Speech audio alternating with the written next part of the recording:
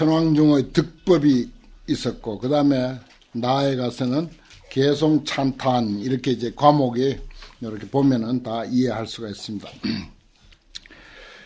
이시에 묘렴회 천왕이 승불 위력하사 보관일체 자제천중하고 이설개헌하사대 그랬습니다. 요 10명 대표, 10명도 사실은 대표인데 대표 중의 대표는 묘렴회 천왕이다. 그렇게 됐습니다. 간혹 이제 11명도 나오는데 대개 이제 10명입니다. 그 10명을 한 반으로 우리도 그렇게 만드는 게 10명 전으로 한 반을 만드는 게 뭐 인연 따라서 상관없습니다만은 그렇게 하고 대표도 뽑는 것도 좋을 것 같아요. 이 형식으로 우리가 보면은 또 그리고 그분들의 사는 곳, 뭐 장기, 무슨 경력 이런 것들도 여기 이제 득법에 대해서 나온 것이 예를 들어서 이제 그런 것이라고 할 수가 있습니다. 여기 개성이 또 이제 앞에 10명이 나왔으니까 개성도 10개성입니다. 그냥 사구 7자 4구절, 그러니까 7원절로 돼 있죠. 7원절 10개성 이렇게 되어 있습니다. 7원절 10개성 7자로서 4구절이 1개성이고 그런 것이 이제 10개가 되어 있습니다. 그 순서도 앞에 나온 천왕들 순서하고 똑같습니다. 그대로. 그러니까 개성도 두 줄을 그 하나로 해서 번호를 매기면 돼요. 앞에서 번호 매겼듯이. 예를 들어서 불신보변 제대회하며 충만법계 무궁진하시니 정멸무성 불과치로되 위구세관 이출현이로다. 요게 이제 하는 개성인데 그게 이제 위에다 1번 해놓고 그 다음에 이제 열애부방 출세관하사 거기 이제 2번 달아놓고 그런 식으로 이제 번호를 매겨가면 됩니다. 이게 이제 앞으로 많이 나올 테니까요. 처음 이제 구절이 이게 법당 주례용으로 많이 쓰이는 것입니다. 불신보변 제대회 부처님의 몸은 불신이라고 하면은 물론 뭐 2700년 전 그 역사적인 부처님도 아니고 그것을 물론 포함하고 있습니다. 그리고 법당마다 도량마다 등상불로 모시는 그 부처님이 아니면서 또한 그것도 포함하고 있습니다. 그러면서 우리 가슴마다 그 정말 소소영량하게 살아있는 그 한 물건, 우리의 본심, 그것과 아울러서 이 우주 천지 만물의 근원, 이 모든 것을 다 아우르는 뜻으로 불신 이렇게 이제 표현하고 있어요. 부처님의 몸은 제대회 모든 법회, 모든 큰 법회에 다 두루두루 가 있다. 그래서 충만법계 무궁진이라 법계 충만해가지고 다함이 없다. 궁진함이 없다. 어디 뭐 없는 데 없다 이거예요.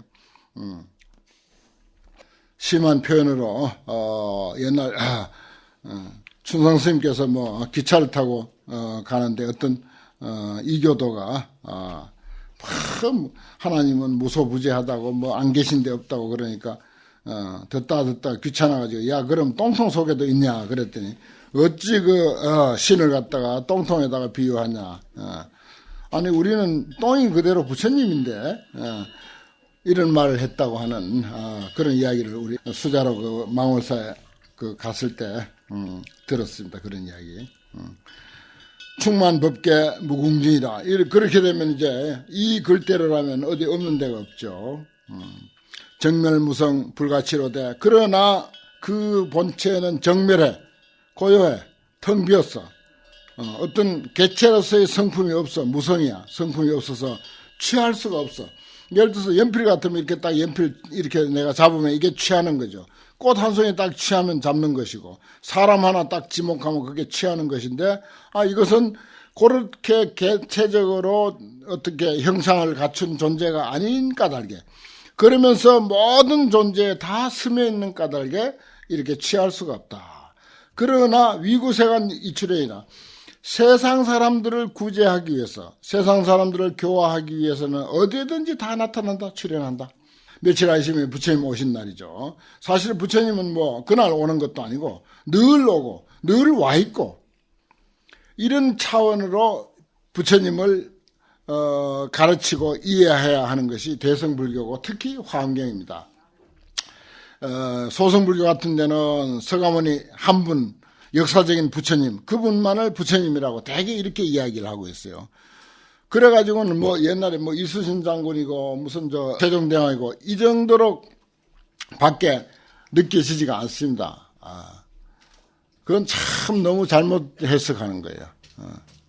지금 우리가 서가모니 생각하고 또 알고 하는 바로 그 사실이 또 살아있는 부처님이야.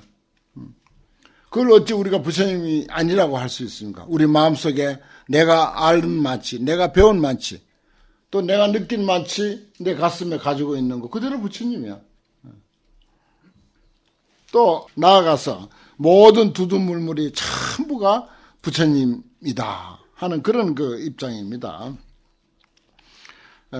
이런 표현은 이제 앞으로 이제 시편문 이야기할 때 또 이제 나오겠습니다만 인다라만 경계문이라고 하는 말하자면 제석천의 궁전을 덮고 있는 그물에 달린 구슬처럼 영롱한 구슬이 서로 반영해가지고 다 반영하면서 머금고 있고 머금고 있으면서 또 반영하고 비춰주고 서로 주고받고 하듯이 불신이라고 하는 거, 부처님이라고 하는 거, 이 진리의 몸입니다.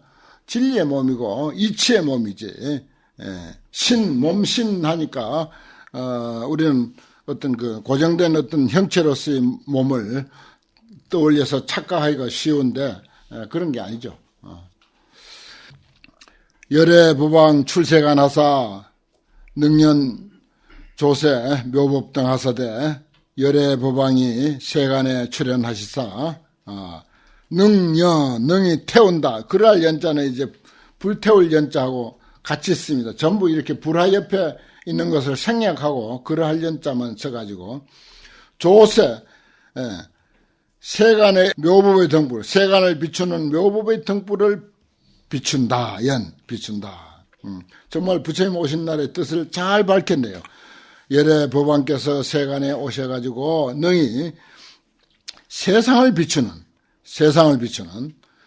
묘법의 등불, 진리의 등불, 미묘한 진리의 등불을 비추는 사람, 그게 말하자면 부처님의 하실 일이고 하신 일이고 또 우리 불교가 해야 할 일이고 등을 다는 그런 의미가 바로 그것이다 하는 것입니다. 바로 이러한 의미를 알고 달면 등을 1000개, 10,000개 달아도 그건 좋습니다.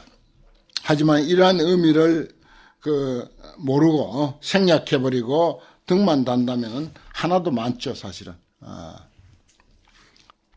능연조세 묘법등이라 세상을 비치는 미묘한 법의 등불을 비친다. 이 속에 불교 다 있습니다. 불교가 이 세상에 등불 역할을 해야 돼요. 등불 역할을 하는 게 불교라고 하는 그런 뜻입니다. 경계무변 영무진 하시니 경계가 가히 없고 또한 다함이 없으시니 차 이것은 자제명지 소정이로다. 자제명 두 번째 이름 자제명칭천왕 두 번째 번호 붙여놨죠. 이것은 자제명칭천왕이 증득한 바로다 이 말입니다. 여기 이제 열애 법왕이 출세간에서 능히 세상을 비치는 진리의 등불을 밝히고 그 등불을 밝히는 데는 그 경계가 가히 없고 다함도 없다 하는 여기 세 구절까지입니다. 세 구절까지를 부처님의 그 덕을 그리고 또 이 사람이 본 부처님, 이 사람이 본 불교, 이 사람이 본 부처님 이것을 이제 요 세 구절로 표현을 했죠. 요 의미는 이것은 차는 자제명칭 천왕이 증득한 바로다. 이런 식으로 됐습니다. 전부 이 형식이에요. 첫 구절은 이름이 없고 첫 개송은 이름이 없고 두 번째 개송부터는 전부 마지막 네 번째 구절은 전부 사람 이름입니다. 천왕이면 천왕, 보살이면 보살, 무슨 건달바면 건달바 전부 그들의 이름으로 되어 있습니다. 네 번째 구절은 꼭 그렇게 되어 있어요. 그 다음에 3번 불부사의 이 분별하사, 부처님은 불가사에 우리가 그 생각으로 이해가 되는 그런 경지가 아니다 이거예요. 그래서 이렇게 따져보고 저렇게 열향하고 사랑 분별하는 그런 분별을 떠났어. 정말 아까 첫 구절에 불신보변 제대회에서 충만법계 무공진이라고 불신을 그렇게 표현했는데 정말 불가사의하죠. 내가 뭐라고 설명을 했습니다마는 그 설명도 부족하고 또 설명을 했더라도 그게 얼른 납득이 되지도 않습니다. 그래서 부사의 이 분별이야. 불가사의하고 분별을 떠나서 납득이 잘 안 된다 이 말이에요. 사랑 분별을 떠나 있는 그런 경지다. 물론 우리의 공부가 깊어지면 차츰차츰 이해되겠죠. 그리고 요상 시방 무소유하고 현상 현상이 시방에 있는 바가 없음을 요달하고 현상은 이 세상을 형성하고 있는 모든 모습입니다. 이 모습이 시방 세계야. 그런데 이것이 우리는 있다고 보는데 부처님은 상이 시방에 무소유 존재하는 바가 없다고 이해하고 있어. 그런데 위세관계 청정도라 세상을 위해서 널리 청정한 도, 아주 훌륭한 도를 열어서 보이셨다. 아무것도 없다고 보면서 왜 그러면 부처님은 그렇게 오랜 세월 우리를 위해서 84,000 법문을 하셨는가? 청정도를 가르쳤는가? 그것은 위세, 세상을 위해서다. 중생을 위해서다. 고통받는 사람들을 위해서다. 위세, 관계, 청정도라 청정한 도를 널리 펴 보였다. 여기도요, 청정도라는 것하고 무소유라고 하는 것도 이게 본래 무소유이기 때문에 청정도도 공성입니다. 공성. 텅 빈 이치. 모든 존재의 텅 빈 이치를 청정이라 그렇게 말합니다. 공이란 뜻이에요. 여신은 이와 같은 것은 정한 능 관견이로다. 정한. 세 번째 봐요. 세 번째 이름이 청정 공덕 안 천왕 이랬습니다. 청정 공덕 안 천왕이 능히 관견 살펴보았더라. 청정 공덕 안을 정한이라고 이렇게 간략하게 했죠. 그 다음에 네 번째 열애지혜 무변제하사 열애지혜는 변제가 없어. 가히 없어. 일체 세간 망명책이라 세상 사람으로서는 능히 청량할 길이 없어. 일체 세상 사람으로서는 도저히 청량할 길이 없어. 영멸중생 치암심 하시니 영원히 중생들의 치암 어리석고 어두운 그 마음을 소멸하게 해주시니 대가 입차 심 안주로다. 그 다음에 네 번째 가해락 대천왕이죠. 대천왕이 여기에 들어가서 깊이 안주했더라. 참 이 내용 좋네. 이 대천왕은 부처님의 여러 수억만 가지의 능력과 지혜와 자비가 있는데 여기서 세 구절로 표현한 이것을 이제 중점적으로 본 거예요. 이게 눈에 들어온 거야. 그리고 이것을 이야기하고 싶은 거지. 우리도 정말 아무것도 모르는 사람이 불교가 뭡니까? 라고 물어오면은 여러분들 마음에 딱 박힌 거, 얼른 떠오르는 거, 그거부터 이야기할 거예요. 그런 식입니다, 이게.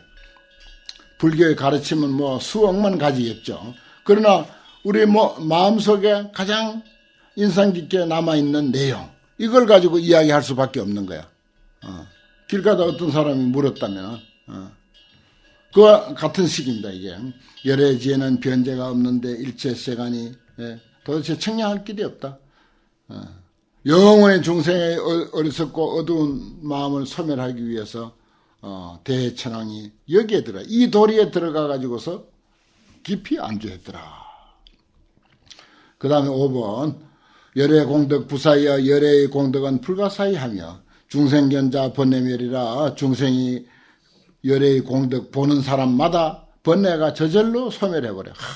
사실 부처님의 그 경지, 부처님의 공덕, 부처님의 지혜, 부처님의 자비, 그것이 어떻다 하는 것을 우리가 제대로 이해함으로 해서 우리는 저절로 번뇌가 사라져요, 사실.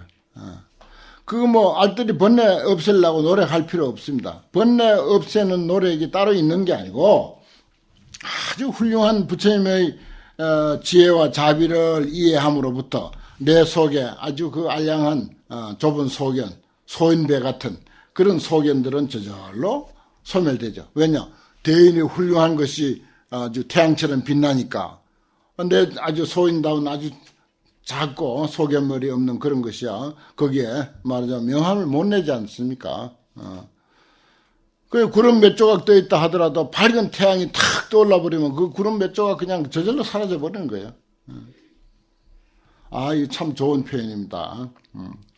불가사의한 열의 공덕을 우리가 배우고 익히고 생각할 때 그것을 이해함으로부터 우리들의 번뇌는 소멸한다. 보사 세간 회갈락케 하시니 널리 세간으로 하여금 안락을 얻게 하시니 세간으로 하여금 안락을 얻게 하시니 부동자재천이 능견이로다. 능히 그것을 보았더라. 5번 아까 매겨놓은데 부동광자재천왕 그랬죠. 그 번호를 꼭 매겨야 돼요. 그래야 얼른 찾아보기 쉽지. 부동자재천왕은 부처님이 바로 그러한 면을 이해했고 그 이해한 것이 가슴에 남아 있어서 이렇게 표현했다. 뭐 이렇게 보겠습니다. 참 아주 그 구절 5번째 구절 그것 아주 너무 자연스럽게 우리가 불교를 이해하게 하는 뭐 아등바등 안 되는 거 기도하려고 그 향을 꽂아놓고 옛날엔 시계가 없어가지고 우리 어릴 때는 시계 없었어요. 그래 향을 꽂아놓고 기도를 하는데 그 향이 그게 2개가 타면 뭐 1시간쯤 된다 그러거든요. 왜 그날은 습기가 많아서 향도 그래 느리게 타는지. 습기 많으면 이게 빨리 안 타는 거예요. 문 열어놔도 소용없어. 그래서 추워도 막 문을 열어놓고 바람이 불어가고 빨리 타게 하고 그런 꽤 모르죠 여러분들. 어릴 때 깨나면 다 그렇게 하는 거예요 기도할 때.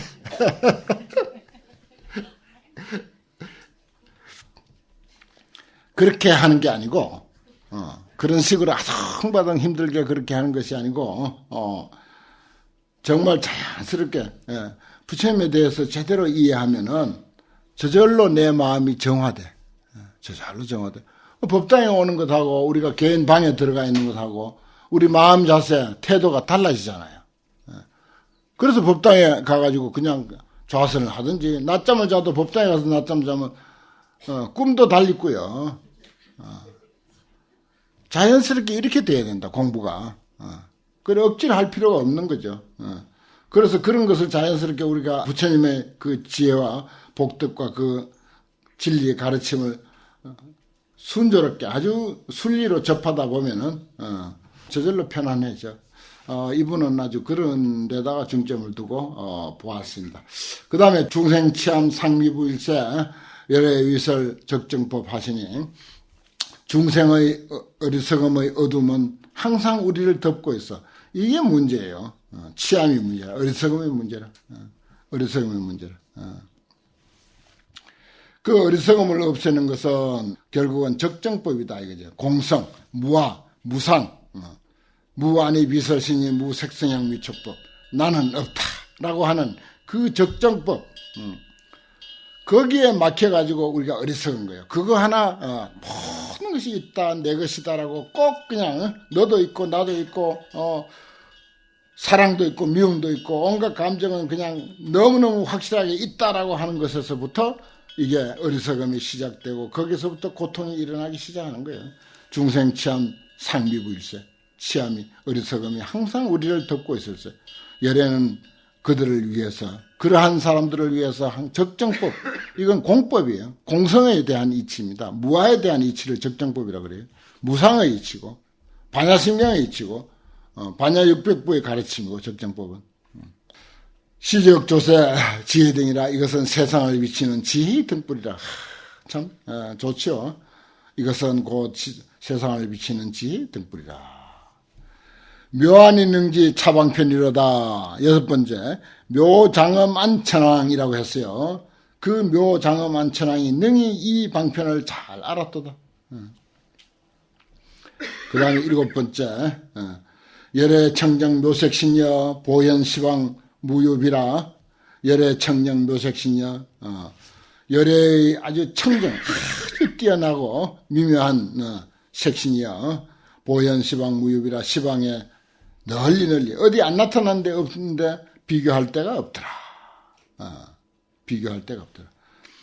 차신무성 무이처 하시니 이 몸이라고 하는 거 열애신, 부처님의 몸. 맨 첫 구절이 불신보변 제대회잖아요. 열애신이라 하든지 불신이라 하든지 그건 뭐 큰 차이 없습니다. 진리의 몸. 이렇게 이제 이해하면 됩니다. 색신이라고 했지만은, 묘색신이라고 했지만 이것은 우리가 알고 있는 이런 그 물질적인 그런 묘색신이 아닙니다. 왜냐하면 보현시방 무유비거든요. 온 시방에 유형의 것이든 무형의 것이든 관계없이 다 거기에 스며 있다. 이치로서 진리로서 스며 있는 거죠. 자신은 무성 무이처라 했잖아요. 이 몸은, 이 진리의 몸은 성품도 없어. 어떤 개체적인 성품이 없어. 그리고 또 의지할 곳도 없어. 개체적인 성품이 없으니까 우리는 이런 개체적인 몸뚱이가 있으니까 어디든지 의지해야 돼. 땅에 앉든지 의자에 앉든지 어디든지 의지해야 되는데 부처님 몸은 그러한 것이 아니다. 참 우리에게 그런 것을 잘 알려준 내용입니다. 성품이 없으니까 의지처도 없다. 선사유 천왕이 소관찰이로다. 선사유 천왕이 관찰한 바로다. 그 다음에 8번째, 열의 음성 무한의 하사. 열의 음성은 한해가 없다. 한계가 없다 이 말이야. 한계가 없고 걸림이 없다. 가음수 화자 미불문이라 능히 교화를 받는 자에게 있어서 들리지 아니하는 사람이 없다. 소는 소대로 듣고 말은 말대로 듣고 미국 사람 미국 사람대로 듣고 한국 사람은 한국 사람대로 듣고 다 그 근기 따라서 수준 따라서 다 듣게 된다. 그래서 열의 음성이 무한해요. 지금 우리는 그렇게 살고 있어요. 이미 사실은. 꼭 뭐 이렇게 말하는 음성으로 생각하면은 환경 좀 더 우리가 달리 봐야죠. 그런 게 아닙니다. 말하는 소리 또 우리 한국말이면 한국말 뭐 영어면 영어 이런 말이 이런 뜻이 아닙니다. 열의 음성 무한해라고 하는 것은요. 이미 표현하고 있는 그 모든 것이에요. 여기서 꽃 한 송이가 있다. 꽃 한 송이는 꽃 한 송이대로 자기의 음성을, 자기의 색깔을, 자기의 향기를, 자기의 어떤 성품을 다 잘 표현하고 있습니다. 우리 보는 사람마다 다 그걸 느껴요. 감수화자의 미불문이요. 능히, 감자는 능히라고 하는 뜻이에요. 능히 교화를 받는 자에 있어서 듣지 아니할 수 없다. 없으되 이불저견 항부동 하시니 부처님은 저견해서 고요한 그 자리에 있어서 항상 동하지 아니하시니 이것은 낙지천지 해탈이로다. 낙지천 그랬어요. 8번째 가해락 대지천왕 그랬는데 생략해서 낙지천의 해탈이로다. 그 다음에 9번째 적정해탈 천주인이여 고요한 도리로서 적정의 도리로서 해탈하신 천주인이여. 부처님을 또 이렇게 표현했네요. 천인주여. 천상과 인간의 주인이여. 그것은 또 적정해탈을 했기 때문에 이렇게 또 표현하는. 적정해탈 천인주여. 시방무처 불현전하사 시방에 어느 곳마다 현전하지 아니함이 없으사.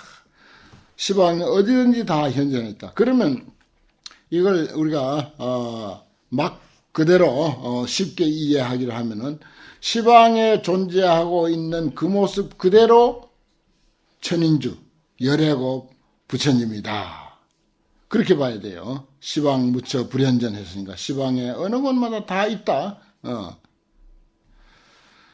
광명조요 만세가 나시니 그 모습 그대로 광명으로 자기 표현을 하고 있어. 그게 광명조요예요. 만세가 아니라 여기 있는 모든 분들이 그 모습 그대로 자기 표현하고 있어.